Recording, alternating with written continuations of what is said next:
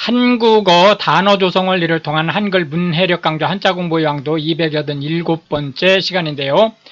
오늘 첫 번째로 체크할 한자는 자다 라는 의미의 숙자가 되겠습니다.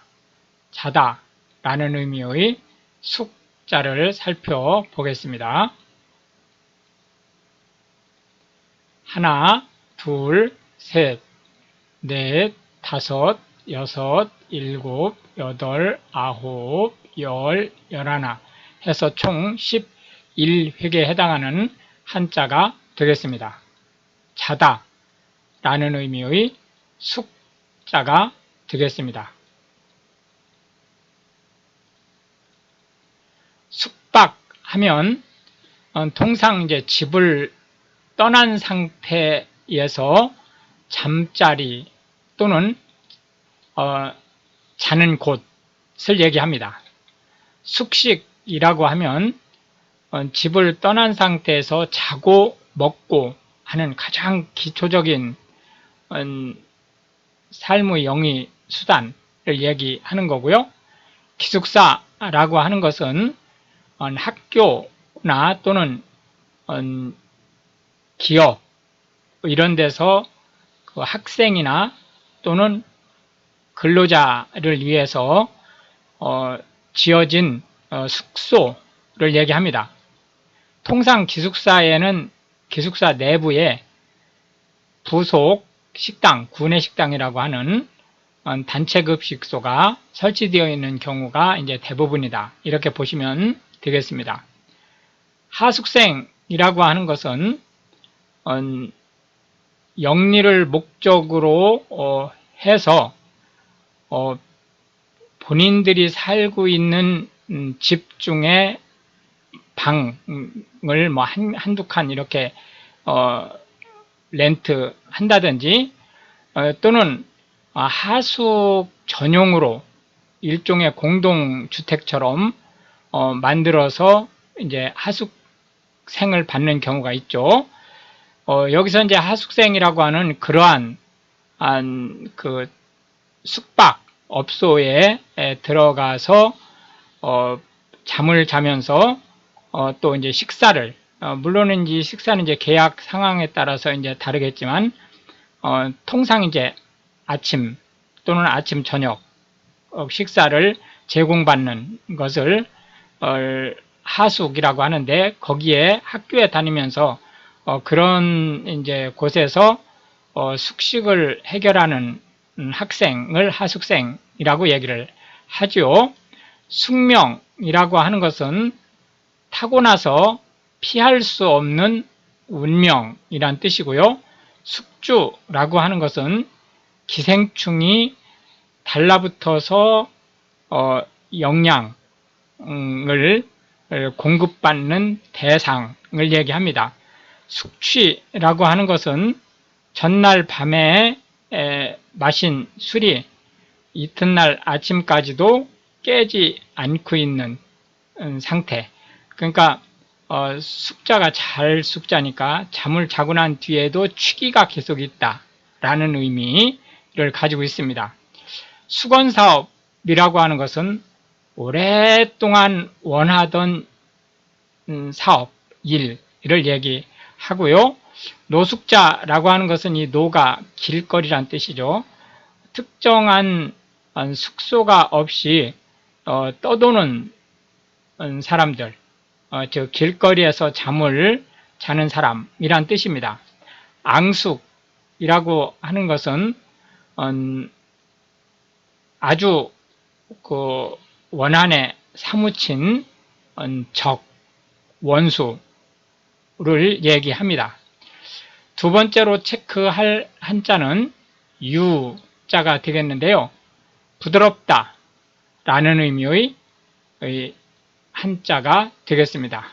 유자를 살펴보도록 하겠습니다.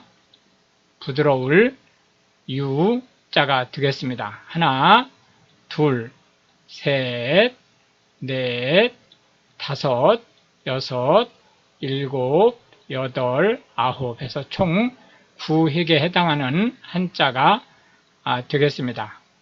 부드럽다 라는 의미의 유자가 되겠습니다. 유하다 라고 하면 성품이 부드럽고 약하다 그런 의미를 가지고 있고요. 유약하다 라고 하는 것은 신체적으로나 또는 정신적으로 강단이 있지 못하다 라는 뜻을 가지고 있습니다. 우유부단하다 라고 하는 것은 성품이 어떤 일에 대해서 결단을 하지 못하고 끌려다니는 그러한 남한테 끌려다니는 그러한 것을 얘기하고요. 유연하다 라고 하는 것은 우선 신체적으로 아주 부드럽게 어떤 행위를 할 수 있다, 모션을 취할 수 있다 그런 뜻이죠. 특히 예를 들자면은 이제 뒤로 몸을 젖힌다든지 또는 무릎을 굽히지 않은 상태에서 앞으로 몸을 숙인다든지 이런 어떤 제스처를 하는 데 있어서 부드럽다라는 뜻을 가지고 있고요. 또 하나는 생각이 폭이 넓어서 자기하고 딱 맞지 않는 생각이라 할지라도 상대방의 생각을 용납하거나 받아들일 수 있다 라는 뜻을 가지고 있습니다. 유연성이라고 하는 것은 신체적으로 또는 사고적으로 부드러운, 즉 자기의 고집을 내세우지 않고 상대방과 타협할 수 있는 정도 또는 신체적으로 활동을 부드럽게 할 수 있는 정도를 얘기합니다. 회유하다 라고 하는 것은 설득해서 상대방으로 하여금 부정적인 생각을, 그러니까 나에 대한 또는 우리에 대한 내 쪽에 대한 부정적인 생각을 바꾸게 해서 긍정적인 태도로 바꿔주는 것을 얘기합니다. 온유하다 라고 하는 것은 심성이 따뜻하고 부드럽다 라는 뜻이고요. 유순하다 라고 하는 것은 부드럽고 순해서 대하기가 쉽다 라는 뜻을 가지고 있습니다. 유도라고 하는 것은 일본에서 생겨난 무술을 얘기하고요. 외유내강이라고 하는 것은 겉으로는 부드럽지만 실제로 속으로는 강한 사람이라고 해서 실제 한국 여성들이 이제 남성에게 원하는 가장 바람직한 상 중에 하나입니다. 여기서 이제 속으로 강하다라고 하는 것은 어떤 어려운 일이 있을 때에 결단성 있게 헤쳐나갈 수 있는 그러한 것들을 포함하는 거죠. 마지막 세 번째로 살펴본 한자는 증자가 되겠는데요. 더하다 라는 의미와 일찍이 라는 의미를 함께 가지고 있습니다. 물론 이 이외에도 이제 여러 가지 뜻이 있긴 하지만 가장 대표적인 것이 더하다 라는 의미와 일찍이 라는 의미를 가지고 있다 이렇게 보시면 되겠습니다. 그래서 증자를 살펴보도록 하겠습니다. 더할 증자는 하나, 둘, 셋, 넷, 다섯, 여섯, 일곱, 여덟, 아홉, 열, 열하나, 열둘 해서 총 12획에 해당하는 한자가 되겠습니다. 미증유라고 하는 것은 이 미가 아니다 라는 뜻이고 증이 일찌감치 라는 뜻이고 유가 있다 라는 뜻이니까 일찍이 있지 않았던 것, 즉 이번 사건이 처음인 것, 사례가 없었던 일, 그런 뜻을 가지고 있고요.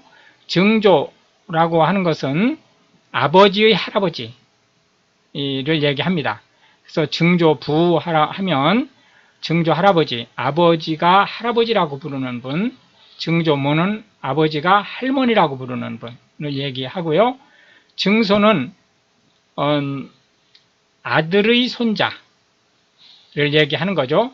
증손자는 아들이 손자라고 부르는 사람, 증손녀는 아들이 손녀라고 부르는 사람이라고 생각하면 되겠습니다.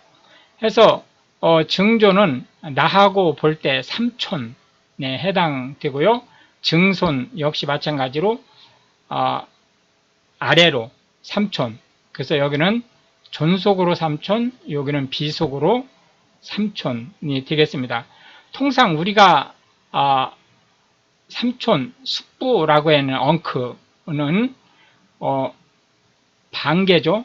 직계가 아니고, 요건 직계를 지금 그 대수를 얘기하는 거고, 통상 우리가 삼촌, 당숙, 재당숙 이런 식으로 부르는 분들은 반계혈족이라고 이제 보시면 되겠습니다.